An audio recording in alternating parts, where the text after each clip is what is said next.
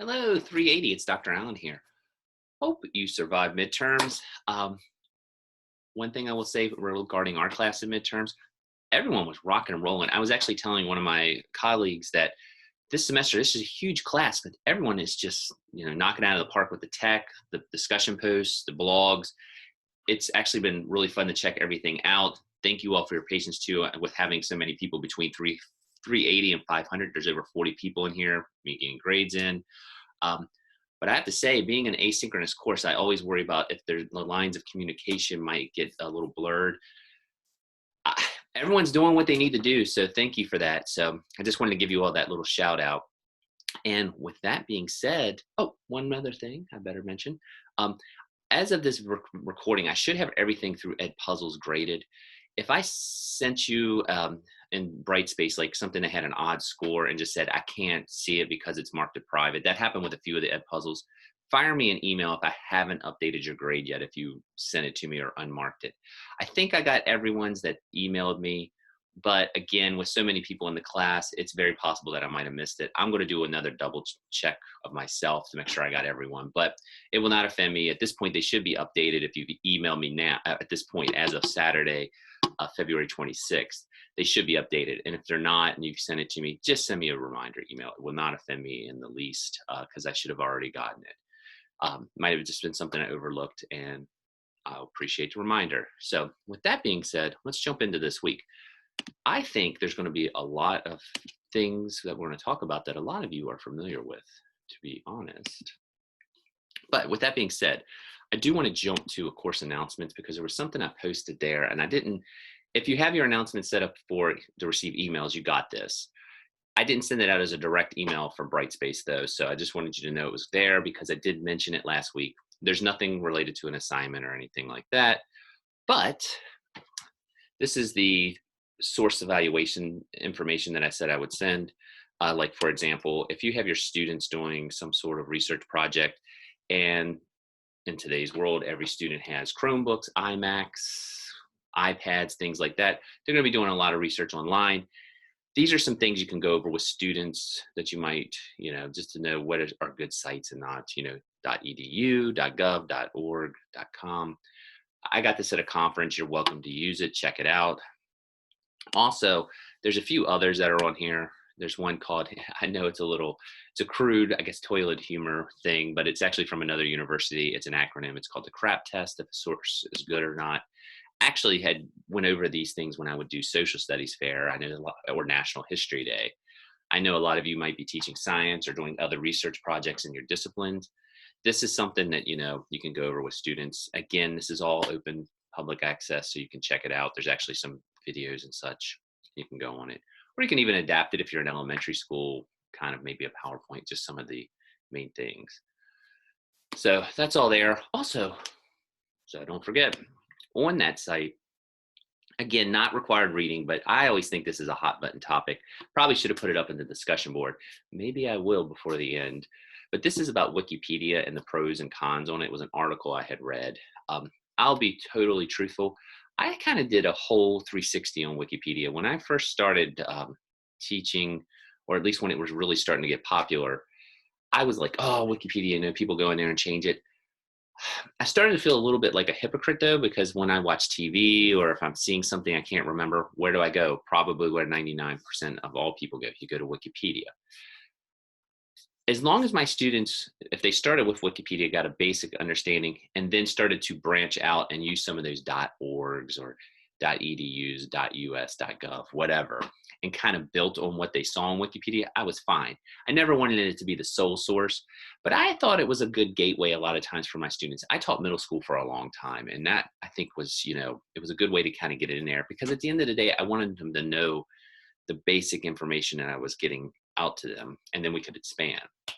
Now, I worked with colleagues that still to this day have a whole different opinion on it, and I'm not saying that's the wrong opinion, but I was someone who kind of came full circle on it as long as it could be validated and researched and resourced. I only throw this out because I know a lot of you, I've been judging some science and social studies fairs, elementary, high school, and middle. So you might be doing some research projects, and I'm sure Wikipedia will be something that pops up. So I wanted to throw that on there. This will always be up. It's under announcements if you want to check it out. And with that being said, why don't we jump into the week? This is not going to be, I think, new technology for some of you, at least one of them. And here we go. Let's check it out. And for the week, just to pull the syllabus up, this week we're going to do, this discussion is the power of images. I actually have something on there I'm going to show you. It's a infograph. It's a new tech that I have. Or not that I have, that I've been kind of using more, and that's probably not as new as I'm going to portray it, but it's new to me a little bit, or I've been using it more. Also, it says classroom tech and assessment. I should actually highlight that and say formative assessment. And of course, we're going to be talking about Kahoot, Poll Anywhere, GimKit, Quiz, and things like that. The tech that I'm going to actually show you is the one that I think probably everyone in this class is familiar with, and that's Kahoot.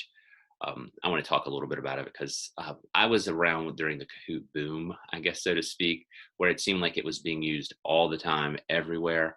It seems to have died down. I was actually talking to my son about this because, you know, he's kind of went to school during all of it. He said it was kind of like Fortnite, where at first it was everywhere, and now it's kind of tapered down a little bit. But also there's other ones, Poll Anywhere, GimKit, they're very popular. I'm going to focus on Kahoot, but for our assignment, and I'll get into this, you're going to be allowed to pick any of them. Most people usually do Kahoot or GimKit, and actually there's a misspelling there I'll fix. It says GrimKit. It should be GimKit. So, and of course you'll blog on that, your reaction on the tech that you used. So with that being said, let's jump to our content and check everything out. Whoops, let's go on down there. We were already in content. I'm also tired from midterms. Alrighty, and again, there's everything up there, and there's some of the tech we're going to do. Just to let you know, this week's assignment, after I show you it, and I'll jump back to it, but what you're going to do is you're going to select either Kahoot, GimKit, Quizlet Live, Quiz. Those are all options, and if you're familiar with one, or maybe you're a cooperating teacher, I know everyone in this class, or at least most everyone in this class, should be in 370 or 443, and you're probably seeing some tech that's being used by your cooperating teacher. You're welcome to use it. I'm going to focus on Kahoot only because that's the one that I used the most, just because of my time as a teacher. A lot of people are really starting to use GimKit, and I have an article down here that gets into the pros and cons. Whoops, did I move it up? Oh, there it is. Sorry, I missed it. It's an article comparing Kahoot, GimKit, and Quiz, and just talks about the pros and cons with all of them. I'm going to talk about that as I show you a little bit on Kahoot. But here we go. All right, and that's, of course, the readings and such are Tech Like a Pirate in chapter 6. So, and actually, look, my spell check fixed it. I'm going to do this right now. Boom. That's spelled right. All righty. So, Kahoot. Let's just go ahead and go to it. I'm going to move my face out of the way there. I'm going to go right to Kahoot. And before I log into my Kahoot, let me just give a little overview, just in case anyone's not familiar. Kahoot is a nice formative assessment that basically when you do it, I'm sure students, all classes basically have devices now. So you can do like reviews and things like that with your students in class. There are a lot of pros to Kahoot, especially for, you know, that, I'll say that lower level Bloom's type stuff where it's, you know, just recall, memorization, boom, boom, boom, boom. It's fun, it's a game. There are a few things I would advise if you're going to use Kahoot. One, I learned very early on, Kahoot can get very competitive, and I'm sure you've been in some classes or taken part in some competitive Kahoots. You know, I instituted things like you can't get up and just cheer because you lose class time, because then you have to get everyone to calm down. It was my luck one time a principal walked by where my class was going off the rails because they were happy that they won. We were doing a team Kahoot. So I always instituted a rule where you could cheer, but it had to be like quiet cheering, like, or something along those lines. It was a live and learn, and I'm sure you probably know that, but Kahoot's fun. And like I say, I would not overuse Kahoot, but let's go ahead and get into, look at this a little bit. All righty. Hopefully I remember my login. This is always my fear when I get into these things, that I've changed the login because they asked for it. Luckily, it looks like for Kahoot, I have not. Alrighty. As you can see, I'll show you, I have 66 Kahoots in here because I used it a good bit. I tell you what I used it for a lot. As you can see, actually, I just did a Kahoot with my 150 class. Oh, by the way, I'm glad this happened. This happens to a lot of people when they're making their Kahoots that you're gonna have to do for the assignment. And everyone's like, oh, Kahoots should be free. You do not. When you register for your Kahoot, and I forgot that, you can just register with Google. That's why you have the Google login. There is a free aspect to Kahoot. You do not need to do any of this. This doesn't always happen. I'm glad it did. All you have to do is go down here to the bottom and hit continue with basic. And you will not be charged once you go to Kahoot and sign in with your Google login. But as you can see, when I hit all 66 here, all my Kahoots pop up. And, you know, there's a ton of them. I did History Bowl for a long time, and that was something we did a lot. But as you can see, there's a lot of West Virginia history. Now, with that being said, making a Kahoot is pretty easy, and we'll go over your assignment here, but I do want you to make a content-oriented Kahoot. And again, if you're in elementary, you can pick the content. A lot of people I know in elementary like to do classroom rules and things like that. That's fine. I just want you to be able to use the tech. But you're gonna hit this, create, and all you need to do, it says Kahoot for formative assessment, so we're just doing that basic type things. I have not, you know, Kahoot keeps expanding and adding new bells and whistles, I guess, to keep up with the market. I have not done a lot of these actually, and I'm wanting to check them out. Some of these are fairly new, but as you can see, if you're just going to create a new Kahoot, you can insert things. Some images are not free. I think the GIFs are actually all free. So if I was going to do one on, let's say FDR, and I wanted to do something, you know, there's famous, you know, famous speeches, a day that will live in infamy. You know, what's this, you know, New Deal, I'll put that on there. All you do is you hit create, you type your question up here, and you could say, who is this president?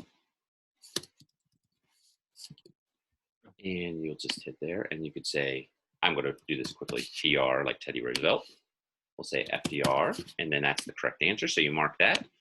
You could say Hoover, and we'll say JFK. Actually, you know what, let's be fun just to kind of do it, and we'll say, I think this is fun, we'll do LBJ. And then there's your right answer, and that's your thing. And over here, as you can see, there's question types. I'm just looking for quiz. As you can see, there's different ones there, true, false, things like that. You can do any of those if you want. I have no problems with that. The time limit, that's another thing with Kahoot. I didn't like to leave a lot of time between my Kahoots because they all, if you know, Kahoot gives points for speed. That's a good thing and a bad thing. So everyone tries to do them quick. You know, you'll see that boom, boom, boom, boom, boom, boom, boom, if you've ever played it. If you give like a minute or over and someone finishes quickly, again, classroom management, this is the one thing with tech you've always got to keep in mind. You know, what's the old saying, idle hands are the devil's plaything or something like that. You don't want to go to a lot of free time because it leads to issues. And, you know, and then people start yelling at people, why aren't you done? I want to get done the Kahoot. I suggest I always thought 20 to 30 seconds was kind of my go-to. If it was a harder Kahoot, sometimes I would do 30 seconds, but I thought 20 was always good. If it's something I really thought they should know, I would even do 10, which was kind of fun. Points are standard. Again, you don't have to worry about that. You can keep it and that. But once we have it on there, you should have everything there. And actually, let me move my face again because we can add another set. So you have to do 10 of these. So if you do this, you can pick. I'm just going to pick quiz again. And as you can see, there are Kahoots in the question bank, like ones that have been made prior. You can search them, things like that right up there. But we're going to make ours. So again, we'll do this one. What was the program that FDR created? And again, you know, I think you get the point, but New Deal, whoops. Create society. And by the way, as you can see, you only are required to put 2 in there. I think 4 is good. If not, unless you're doing true, false, of course. Create society, you know, square deal. And, you know, we'll just go with 3. And then again, you can do add question, things like that. When you finish, you just hit save. You title it FDR Kahoot, and you continue. You can add a little description. And it's done. And you can test it. You can play now. Share with others. And if you click that, all you have to do, you can type my email in there, but you can also do this. Let's move my face again. You can copy that. That's what you should probably submit on Brightspace. And again, just to reiterate, I know Brightspace is a little quirky. You might have to create a Word document, slap this link on there, and that's it. Just submit it. All I'm asking for is 10 questions on a Kahoot. Now, with that being said, I'm going to go out of this Kahoot. Done. Let's go ahead and just get out of Kahoot. And again, you can create, when you go to it, you can create it with your Google account. That's one reason why I like having the Google accounts for this with your free one. And don't pay for anything. You're not required to. You can just do the basic account.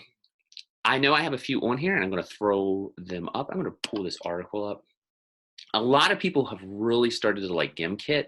And if you want to check it out, by all means, please do. There are a lot of pros to GimKit, and I would actually check this article out if you're interested in maybe trying some of the other ones or checking out the other texts. One nice thing about GimKit, it does not have the competitive nature of Kahoot. What I like about it is it's something like my son his teacher uses it a lot, and he assigns like things where at home, you know, you get money, you get prizes, not real money, real prizes, but you go and you can do it more individually than others. But if you check this article out, it has a lot of pros and cons and like how they work. But there's, as you can see, you know, Kahoot, traditional Kahoot game, ghost mode's a nice one where you can compete against yourself on Kahoot. Quiz, I use Quizlet a lot for review with my son. I'm talking about my son a lot, but we use a lot of this technology, so I just thought I'd go ahead and mention it just for reviewing. A lot of people have really started to like the quiz. I'm sorry, I said Quizlet. Let me go jump down here. There it is. Quizlet, because the live feature is very Kahootish, and I've seen that recently. And then if you go up here with quiz, again, it's got a lot of the things where it's student paced. You don't have quite the Kahoot chaos, I guess, so to speak. Just like it says there, you can lose a bit of the excitement, which that can go be a good thing or a bad thing. The Kahoots, I like that everyone's engaged, but again, I think you need some pre-established rules. And if you go down here, GimKit, I think is down here too. Like I say, GimKit's very popular. All of these do have a free aspect, so please, if you want to try one, you can. You are only required to try one though, or use one for the assignment. I did Kahoot because that's still the one that I see the most in the classes, but I think GimKit is gaining a lot of traction and a lot of speed, so it might be one that you check out. Traditionally in this class, most people, you know, last semester, actually, I should say, it was probably 60-40 Kahoot versus GimKit. And you might even want to talk to your cooperating teacher which one they use and give it a shot. So that's a little bit on this. Let me X this out. Let's go back to the content. And as you look, select one, create a question. Sorry, let's just go back. Select your tech of choice, create a free account. If needed, again, you can probably just use your Google. Create a short set of questions, 10 is fine. You can share it by a link, and actually a lot of them will let you download a PDF if you want to just submit that, that's fine. A lot of you did that with the Nearpods. If you need assistance, each has directions under help. And of course, you're welcome to email me if you're having any problems. One thing I should mention, because I listed as a formative assessment, I did use Kahoot a lot. And actually towards the end, even I started fiddling around with GimKit when it started. I would download the data because there are some data aspects to it. And again, let me see real quick, because you can look at the plays and the results. I probably shouldn't have X'd out of Kahoot so fast. By the way, when you sign in, as you can see there, actually you can use your Microsoft accounts too, which you have through Shepherd. But I digress. Whoops. You'll probably notice that, and I didn't.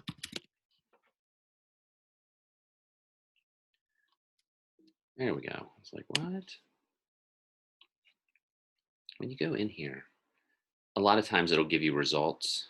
Oh, I should have probably showed you this, but if you want to go, you can actually look up different ones. I have even done fun ones like Disney and all. They're in there. And as you can see, there's different ones. The only thing, I'm glad I came back into this. I wanted to make this point because, again, I kind of default to Kahoot a little bit. Watch these. They're like, a lot of them are made by other teachers. I have run, not that most of them are, but some teachers, the quality varies, and some of them are not always correct. I've seen some wrong answers, especially when I was doing social studies reviews and such. Some of them are actually made by students for review, and you can kind of tell which ones are, but sometimes the grammar and things like that are not always the best. So like with any type of tech or tool you're going to use, make sure you check it out before you actually use it. But as you can see here, there's one called reports, and you can actually get reports on some of the Kahoots that you've done. And as you can see, boom.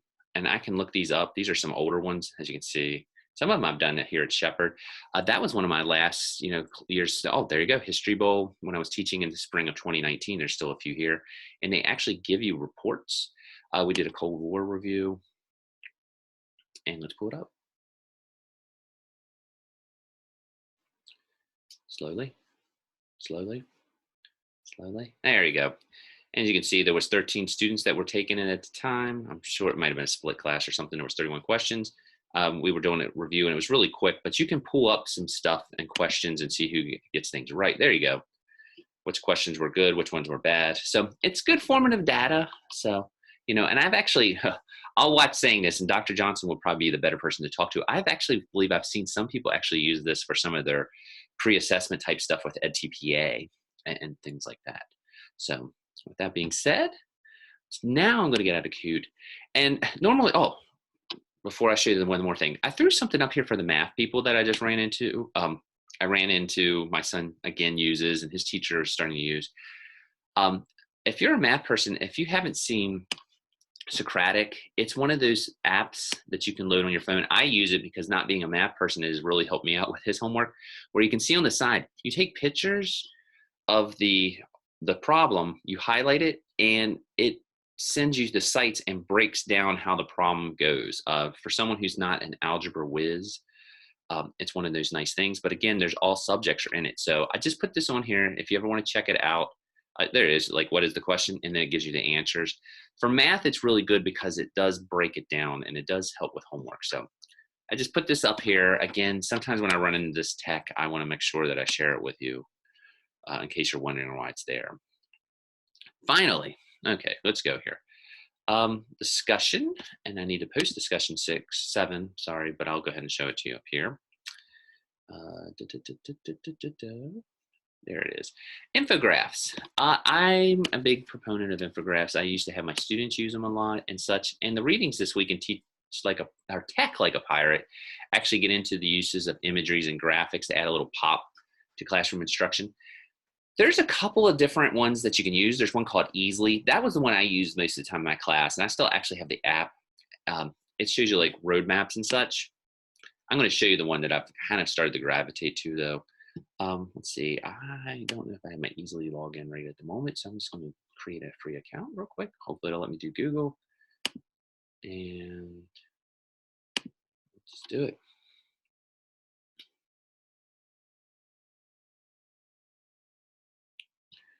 Okie dokie, continue to Easily. Let's do it. Oh, got it. All right.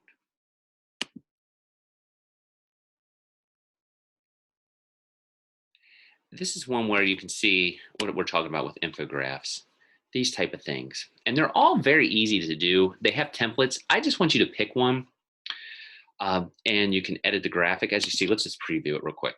So you have all that. And it's just data. Now, let me say this too about this. I think these are nice because you can have your students do it if they have a Google account, which most of them will.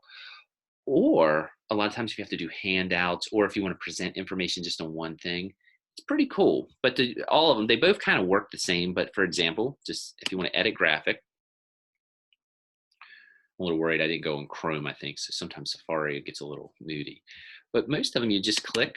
And you can just change all this. You can change the font and stuff in there. So, for example, FDR, maybe.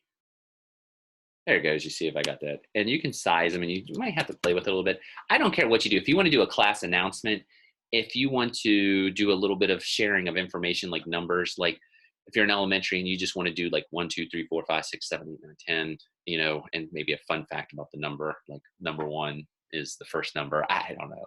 I'm not looking for anything too deep with this. I just want you to get used to trying it and fiddling around with it.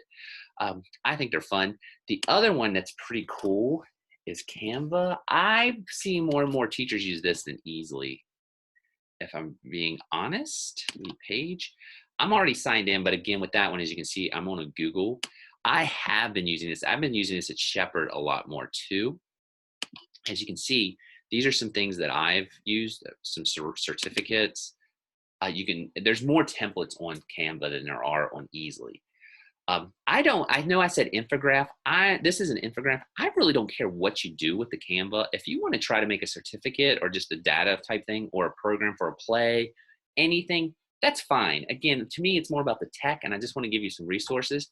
But as you can see, this is actually something on some research that Dr. Hargrove and I had done about teacher happiness and such. And I actually use this as part of my presentation. And I don't know why I'm fishing around looking for it, but as you can see, you can zoom in and look at things, and it was about that. But if you go back, let's go back to templates. Let's go back to home, actually. When you get signed in here, you can pick whatever you want to do.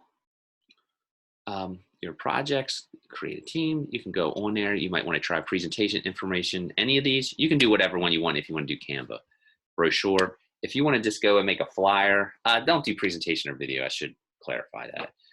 But if you want to make a poster, when you go in here, it's the same kind of thing. I think it's a little easier to work with than Easily now after kind of fiddling with it a little more. But when I worked on it, I just went like here. When it zooms in, hopefully we'll be able to see it. Some of these are not always, let's get that, there we go. And again, like with all the tech, you might have to fiddle around with it for a minute, but I zoomed in, and maybe you're gonna do, what's a play? The Lion King. Whoops. The Lion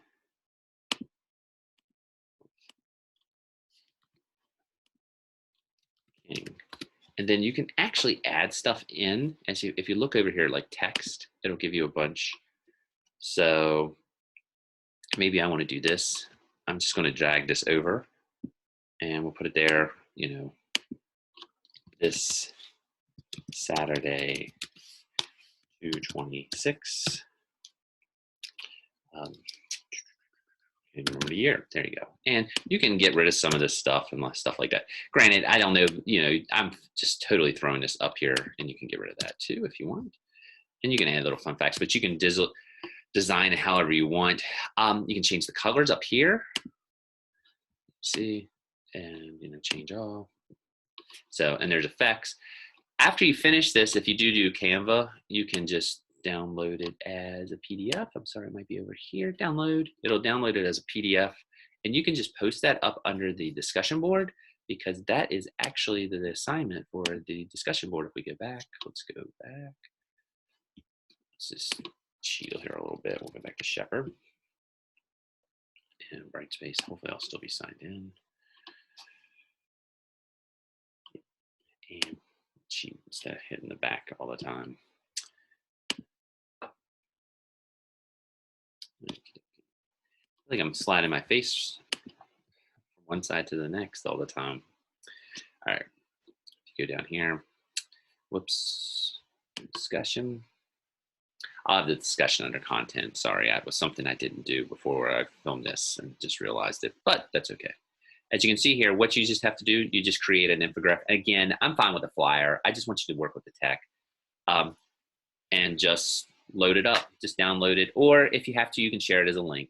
That's actually, the discussion board is the flyer. You don't have to comment or anything like that. It's just to get more tech in your hands, so to speak.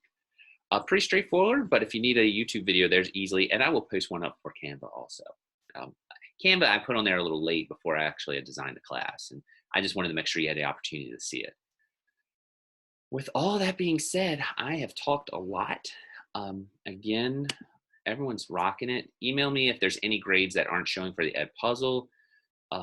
Again, kudos to you all. Again, I've said again 3 times, but I have been very impressed with having so many people in here. I should already know this. Most of you are, you know, getting ready to go out and do your student teaching, but it's been great. You know, it does help so much when the assignments are all in and their quality and just the grading. It makes it a lot more fun for me, that's not the most important thing, but it does help. So I do appreciate it. And again, with this being an asynchronous class, I just worry about I see some of you in the hallway and you give me a little bit of feedback, which is always great, but not seeing you face to face sometimes, it's always something I kind of worry about. So enough about my worries and concerns. It's a Saturday. I know you're not watching it, but I'm going to go out and maybe hit some golf balls or something. So anyway, all right, guys, I'll let it go. I'm babbling. Hope you have a good weekend. Hope you have a good week. Again, always contact me if you have any questions, and I'll talk to you later.